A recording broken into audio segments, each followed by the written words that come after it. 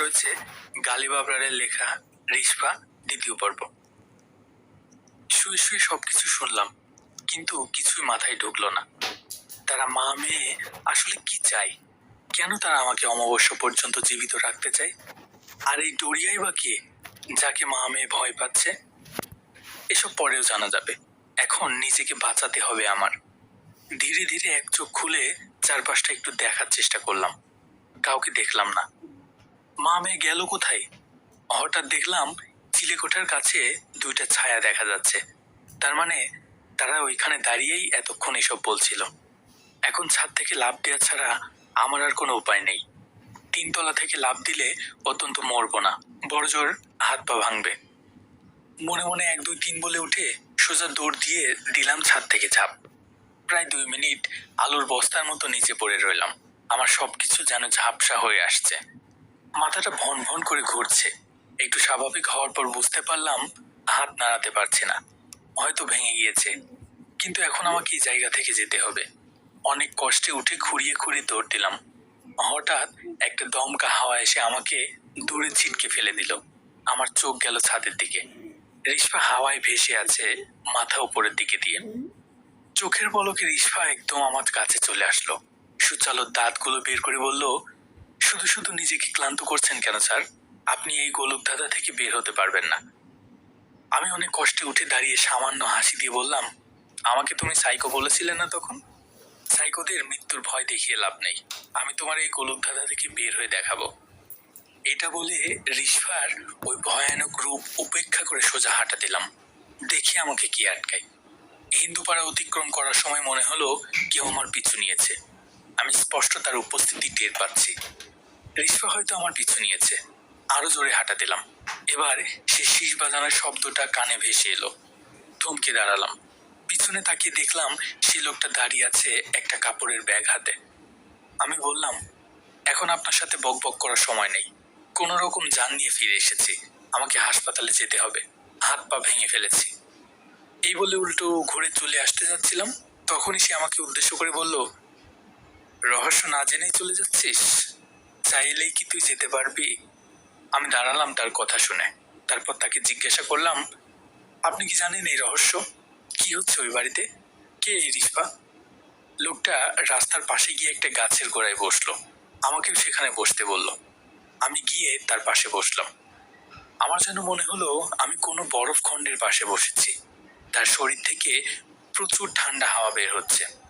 হঠাৎ সে তার ঠান্ডা হাত দিয়ে আমার ভাঙা হাতটা ধরে মোচড় দিল। আমি চিৎকার করে উঠলাম, কিন্তু অনুভব করলাম এখন হাতে কোনো ব্যথা নেই। নাড়িয়ে চাড়িয়ে ভালোভাবে দেখলাম আমার হাত একদম ভালো। আমি বললাম, এটা কিভাবে করলেন? আপনি আসলে কে? সে আমার কথা এড়িয়ে গিয়ে বলতে শুরু করলো, রিশপা ছিল খুবই সাধারণ একটা মেয়ে। খুব চঞ্চল প্রকৃতির, হাসি খুশি থাকতো সব সময়। প্রতিদিন এদিক দিয়ে স্কুলে যেত এবং স্কুল থেকে সোজা বাসায় চলে আসতো। কোনো রকম বাজে আড্ডায় নিজেকে জড়াতো না। কিন্তু হঠাৎ করেই একদিন রিশপা নিখোঁজ হয়ে যায়।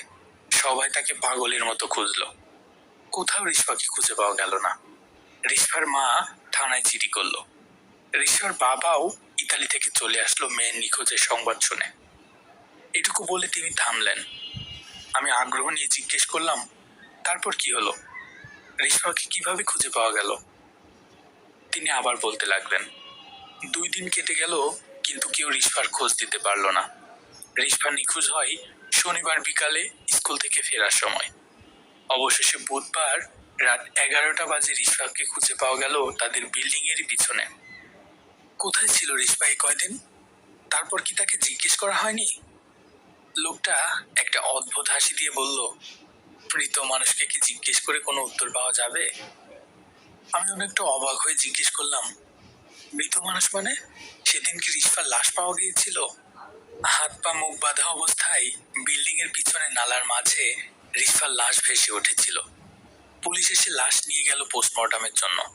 রিশপার বাবা আদরের মেয়েকে হারিয়ে পাগলের মতো হাউমাউ করে কাঁদছিল।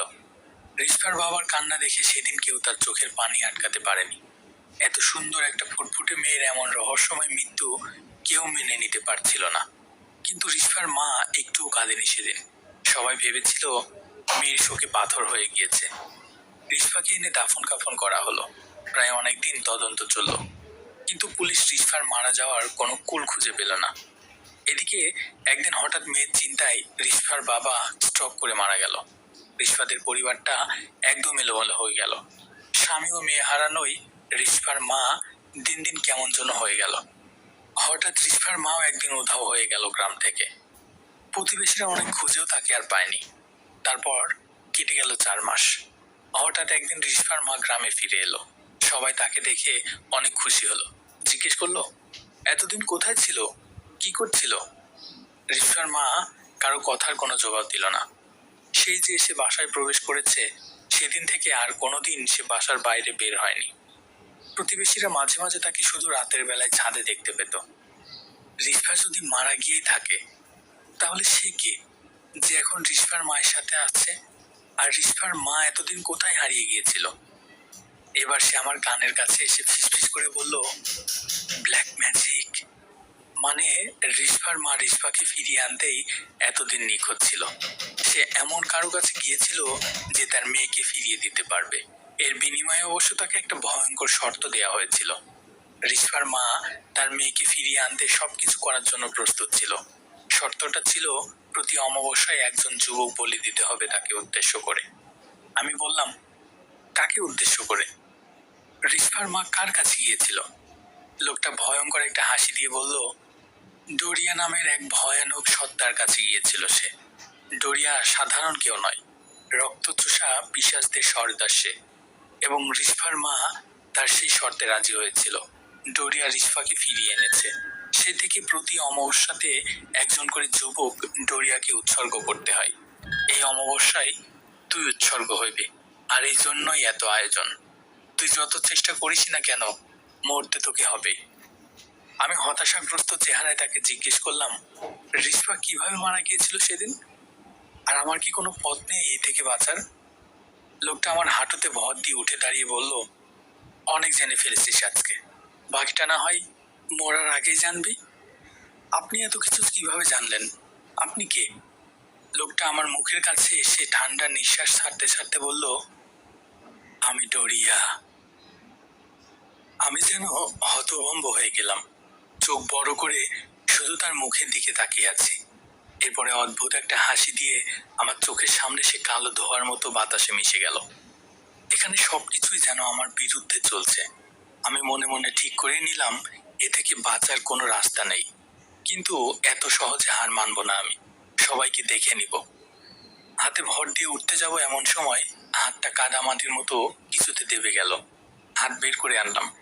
এগুলো কি লেগে আছে হাতে? এতক্ষণে খেয়াল করলাম আমি গাছের গোড়া মনে করে তার সাথে যেখানে বসেছিলাম সেটা আসলে একটা মানুষের মৃতদেহ। আমি তাড়াহুড়ো করে সেখান থেকে উঠে গেলাম। খেয়াল করে দেখলাম মৃতদেহটার শরীরে মাথা নেই। অনেকদিন আগে মারা যাওয়ার কারণে পচে গিয়েছে দেহটা। এজন্যই আমার হাত দেবে গিয়েছিল।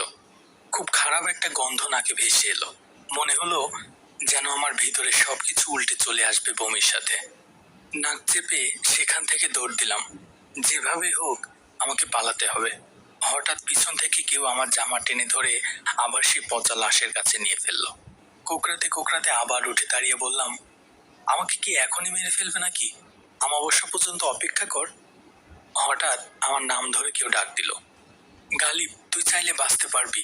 আমি ওদের হাত থেকে বাঁচার উপায় বলে দেব। এ তো আবিরের কণ্ঠ। আবির, কোথায় তুই?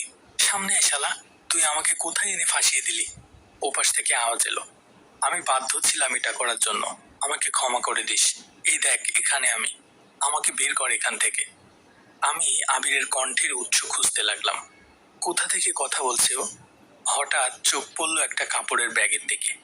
এটা তো সেই ডোরিয়া নামের পিশাচটা নিয়ে এসেছিল। সে কি ব্যাগটা নিতে ভুলে গিয়েছে, নাকি ইচ্ছে করেই ফেলে গেছে? আমি গিয়ে ব্যাগটা হাতে নিলাম। ভিতরে ফুটবলের মতো কিছু একটা লাগছে। ব্যাগটা উল্টে ঝাঁকি দিতে একটা মানুষের কাটা মাথা ধপাস করে গড়িয়ে একটু সামনে গিয়ে পড়লো। আমি চমকে উঠলাম। এটা কার মাথা হতে পারে? ধীরে ধীরে এগিয়ে গেলাম। হঠাৎ আবিরের কণ্ঠ, এটা আমার কাটা মাথা গালিব। আর ওইখানে যে পশা গলা লাশটা পড়ে আছে সেটা আমার মৃতদেহ। মানে কি বলছিস তুই? তোকে কি তারা মেরে ফেলেছে? এবার আবির আমার সামনে দৃশ্যমান হলো, একটা সাদা আলোর মতো। আবির বলল, গত অমাবস্যায় আমি ছিলাম রিস্পার শিকার।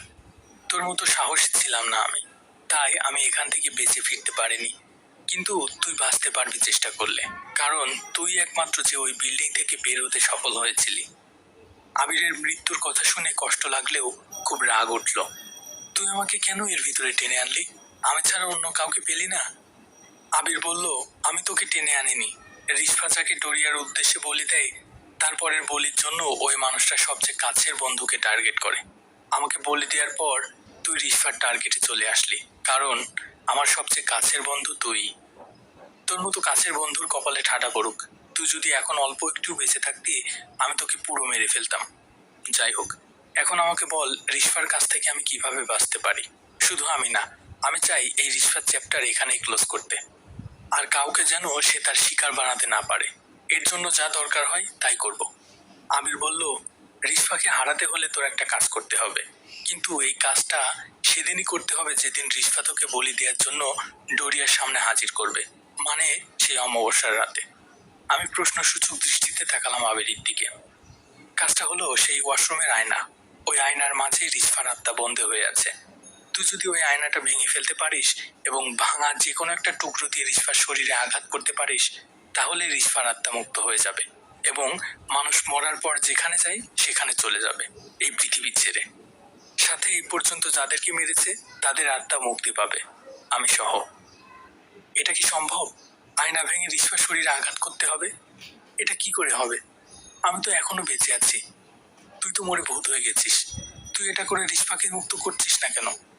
আবির বলল, আমি পারবো না এটা করতে। এটা শুধু জীবিত মানুষই করতে পারবে, আর মৃত্যুর পর অনেক কাজ চাইলেও করা যায় না। আর আমার বিশ্বাস তুই এটা করতে পারবি, কারণ তোকে এখনো তারা ভয় দেখাতে পারেনি। হ্যাঁ, না পারলে আর কি, মরে ভূত হয়ে আবার অন্য কারো মরার জন্য অপেক্ষা করব। তবে আমি তোর কাছে একটা কথা জানতে চাই, রিস্পা কিভাবে মারা গিয়েছিল তুই কি জানিস? প্রতিদিনের মতো সেদিনও রিস্পা স্কুল থেকে ফিরছিল। হঠাৎ সে দেখতে পেল তার ক্লাসের 3-4 জন ছেলে পুরনো মন্দিরের পিছনের দিকে যাচ্ছে। রিস্পা কৌতূহলবশত চুপি চুপি তাদের অনুসরণ করলো। মন্দিরের পিছনের দিকে গিয়ে দেখলো ছেলেগুলো একটা নির্জন জায়গায় বসলো। তারপর একটা ব্যাগ থেকে ইনজেকশন বের করে তার ভিতর কিছু ভরে নিজেদের শরীরে পুশ করছে। এটা দেখে রিস্পা বুঝতে পারলো ছেলেগুলো ড্রাগ নিচ্ছে। রিস্পা সাহস করে তাদের সামনে গেল। রিস্পাকে দেখে সবাই চমকে গিয়ে তাড়াতাড়ি সব লুকিয়ে ফেলার চেষ্টা করলো। রিস্পা বলল, লুকিয়ে লাভ নেই, আমি যা দেখা দেখে ফেলেছি। তোদের লজ্জা করে না এই বয়সে এসব করছিস? আমি কালকে স্কুলে গিয়ে স্যারের কাছে বিচার দেবো তোদের নামে। ছেলেগুলো কয়েকবার অনুরোধ করলো রিস্পাকে যেন সে স্যারকে না বলে, কিন্তু রিস্পা বলল, আমি বলবোই। এই বলে চলে আসছিল। এমন সময় তারা রিস্পাকে মুখ চেপে ধরে হাত পা বেঁধে ফেলে। রিস্পা চিৎকার করতে পারছে না, কারণ একজন তার মুখটাকে শক্ত করে চেপে ধরে রেখেছিল। তারপর রিস্পার মুখ হাত পা বেঁধে ফেললো তারা। মুখের ভিতর লতা পাতা ঢুকিয়ে রিস্পার স্কার্ফ দিয়ে মুখটাও বেঁধে ফেললো। এবার রিস্পার দম বন্ধ হয়ে আসতে লাগলো ধীরে ধীরে। তারা রিস্পাকে তুলে জঙ্গলের দিক দিয়ে রিস্পাদের বাড়ির পিছনে নিয়ে এসে নালার ভিতর ফেলে দিল। রিস্পা হাজার চেষ্টা করেও সেদিন বাঁচতে পারেনি। তাহলে এই ছিল রিস্পার মৃত্যুর রহস্য।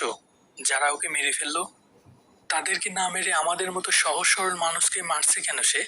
আবির বলল, তোর কি এখন মনে হয় তারা এখনো বেঁচে আছে? তাদের শরীর টুকরো টুকরো করে রিস্পা খেয়ে নিয়েছে। লাশের খোঁজও পায়নি তাদের বাবা মারা। আচ্ছা, সবই বুঝলাম, কিন্তু একটা বিষয় আমার মাথায় ঢুকছে না এখনো। তুই আমার কাছে আসলি এবং আমাকে রিস্পা থেকে বাঁচার উপায়ও বলে দিলি। রিস্পা কবল থেকে এটা কিভাবে করলি? রিস্পা যদি এটা জানে তাহলে কি হবে? আবির হাসি দিয়ে বলল, এটা নিয়ে তো চিন্তা করার দরকার নেই, কারণ রিস্পাই আমাকে তোর কাছে পাঠিয়েছে যাতে তুই বাঁচতে পারিস। হ্যাঁ, এটার মানে কি? যে রিস্পা আমাকে মারার জন্য এত কিছু করছে, সে আবার আমাকে বাঁচাতে চাই? তুই কি আর কি করছিস আমার সাথে? আবির বলল, আমি আর কি করছি না। এখান থেকে পালানোর চিন্তা মাথা থেকে ঝেড়ে ফেল। তুই এখন রিস্পাদের বাসায় ফিরে যাবি। বাকিটা না হয় রিস্পার মুখ থেকেই শুনবি। রিস্পা তোর জন্য অপেক্ষা করছে। এই বলে আবির ধীরে ধীরে অদৃশ্য হয়ে গেল। আমি ডাকতে লাগলাম, আবির শোন আমার কথা। রিস্পা আমাকে কেন বাঁচাতে চাই? উত্তর দিয়ে যা। শালা, অত্যন্ত তোর কাটা মাথা তো নিয়ে যা। এটা এখানে পড়ে থাকবে নাকি? কিন্তু আবির চলে গেল। তাকিয়ে দেখলাম সেখানে কোনো মাথা আছে না কোনো পচা মৃতদেহ। আমি গভীর চিন্তায় পড়ে গেলাম। কি করব এখন? আবিরের কথা মতো রিশফাদের বাসায় ফিরে যাব, নাকি এখান থেকে পালিয়ে যাওয়ার চেষ্টা করব? মাথাটা আমার এলোমেলো হয়ে যাচ্ছে। অবশেষে ঠিক করলাম, এতদূর যেহেতু এসেই গেছি, তাহলে এটা শেষ দেখে যাই। আমি রিশফাদের বাসায় ফিরে যাওয়ার জন্য মন স্থির করলাম। বিল্ডিং এর সামনে দাঁড়িয়ে আছি। ভিতরে যেতে মনটা সায় দিচ্ছে না। বারবার মনে হচ্ছে এটা হয়তো রিশফাদের কোনো ফাঁদ হতে পারে আমাকে বাসায় নেয়ার। আবার মনে হচ্ছে রিশফাকে একবার বিশ্বাস করেই দেখি। ভাবতে ভাবতে বাসায় ঢুকে পড়লাম। রিশফা কোনো জীবিত মানুষ না, এটা ভাবতেই মনের ভিতর মোচড় দিয়ে উঠল। এসেই যেহেতু পড়েছি, এখন আর ভয় পেয়ে লাভ কি? আগের চেয়ে অন্যরকম লাগছে বাসাটা। সিঁড়ি দিয়ে উপরে উঠে সময় হঠাৎ চিৎকার চেঁচামেচি শব্দ ভেসে আসলো। কেউ খুব কাকুতি মিনতি করে বলছে, ছেড়ে দাও আমাকে, আমার অনেক কষ্ট হচ্ছে, ছেড়ে দাও। আমি নিজের মনকে সান্ত্বনা দিয়ে বললাম, এসব তো স্বাভাবিক। আমি এখান থেকে দাওয়াত খেতে আসিনি যে আমাকে ফুলের মালা দিয়ে বরণ করবে। মৃত মানুষের বাসায় এসেছি। নিজেকে যতটা পারি শান্ত রাখার চেষ্টা করছি। সোজা গিয়ে দরজায় কলিং বেল দিলাম। আজকে আর দরজা আপনা আপনি খুলছে না। কয়েকবার টোকা দিলাম, কিন্তু কারো কোনো সাড়া শব্দ নেই। একটু বিরক্ত হলাম। আবির বলল, রিশফা আমার জন্য অপেক্ষা করছে। তাহলে সে কোথায়? দরজা খুলছে না কেন? হঠাৎ উপর থেকে কারো পায়ের শব্দ ভেসে আসলো। কেউ এদিক ওদিক ছোটাছুটি করছে। তার মানে ছাদে কেউ আছে। আমি আস্তে আস্তে ছাদের দিকে উঠতে লাগলাম। ছাদে গিয়ে চারিদিকে চোখ বুলিয়ে কাউকে দেখতে পেলাম না। হঠাৎ আমার কানের কাছে কেউ ফিসফিস করে বলল, মরার জন্য চলে এসেছিস?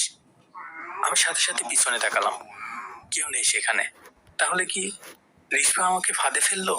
সামনে তাকাতেই দেখলাম রিশফা খোলা চুলে নীল চোখ নিয়ে আমার ঠিক মুখের সামনে। আমি হঠাৎ এভাবে রিশফাকে দেখে চমকে পিছনে গিয়ে ধপাস করে পড়ে গেলাম। রিশফা তার সুচালো দাঁত বের করে ভয়ঙ্কর একটা হাসি দিল। আমি নিজেকে সামলে উঠে শরীর থেকে ময়লা ঝাড়তে ঝাড়তে বললাম, বাঁচার জন্য আসতে বলেছো নাকি মরার জন্য? এভাবে কেউ আপ্যায়ন করে নাকি? এবার রিশফা তার স্বাভাবিক অবস্থায় ফিরে আসলো। তারপর ছাদের এক কোণে গিয়ে বসলো। আমিও তার পাশে দূরত্ব বজায় রেখে বসলাম। কারো মুখে কোনো কথা নেই। তারপর রিশফা বলল, স্যার জানেন, এভাবে থাকতে আমার অনেক কষ্ট হয়। আমি তো মরে গিয়েছিলাম, কিন্তু আমার মা আমাকে ফিরিয়ে এনেছে। আমার প্রতি অতি ভালোবাসা আমার মাকে এই অন্ধকার পথে নিয়ে গিয়েছে। আমি মুক্তি চাই এসব থেকে। আমি চাই না আমার দ্বারা আর কারো মৃত্যু হোক। আমি যতদিন মুক্তি না পাবো, ততদিন একজন করে মরতেই থাকবে। আমার কোনো পথ নেই। তাই মরার পর মানুষের আত্মা যেখানে চলে যায়, আমি সেখানে যেতে চাই। তাহলে এতগুলো মানুষকে কেন মারলে? আমার বন্ধু আবিরকেও মেরে ফেললে। তাদের কারো কাছে সাহায্য চাইতে, হয়তো অনেক আগেই তুমি মুক্তি পেয়ে যেতে। রিশফা একটা মিষ্টি হাসি দিয়ে বলল, তারা কেউ আপনার মতো সাহসী ছিল না স্যার। আমি আপনার মতো একজনের অপেক্ষায় ছিলাম। আপনাকে প্রথম যখন আয়নাতে ভয় দেখালাম, তখনই বুঝে গিয়েছিলাম আপনি এত সহজে ভয় পাবেন না। আর আমাকে মুক্ত করতে হলে সাহসের সাথে ডরিয়ার মোকাবেলা করতে হবে। আগের কেউ সেটার যোগ্য ছিল না। আমি তাদেরকে মারিনি, তাদের ভয়ই তাদেরকে মেরে ফেলেছে। হ্যাঁ, বুঝলাম। আমি তোমাকে মুক্ত করতে পারবো কিনা জানি না, তবে আমি আমার সর্বোচ্চ চেষ্টা করব। কিন্তু যদি না পারি, তাহলে কি হবে? রিশফা বলল, তাহলে আর কি হবে? আপনাকে মারতে আমার খুব খারাপ লাগবে, কিন্তু মারতে হবেই। তারপর আবার আপনার মতো কারোর জন্য অপেক্ষা। এর মাঝে হয়তো আরো অনেকের প্রাণ যাবে। আমি বিড়বিড় করে বললাম, শালা আমার তো কোনো অপশনই নেই। তার মানে আমার বেঁচে থাকার অল্প একটু চান্স আছে। কি আত্মা ফাত্তার খপ্পরে পড়ে এখন জীবনটাই দিতে হবে?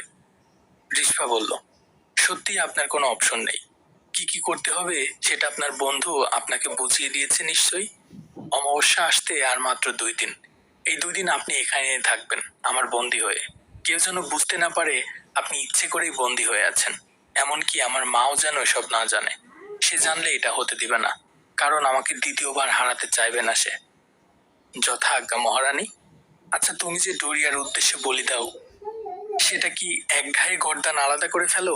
আমি যদি ব্যর্থ হই, তাহলে তো আমার সাথে এমনটা করবে, তাই না? রিশফা বলল, হ্যাঁ ঠিক তাই।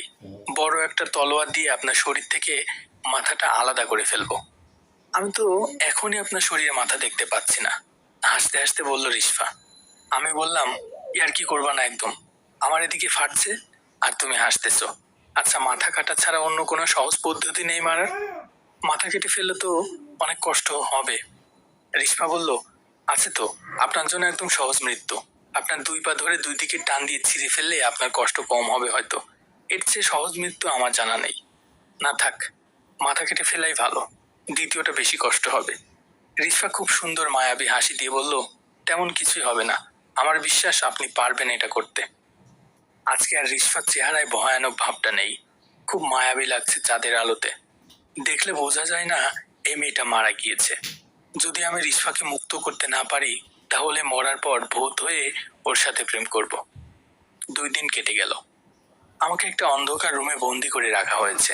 এই 2 দিন আমার খাবার দাবার যত্নের কোনো কমতি ছিল না।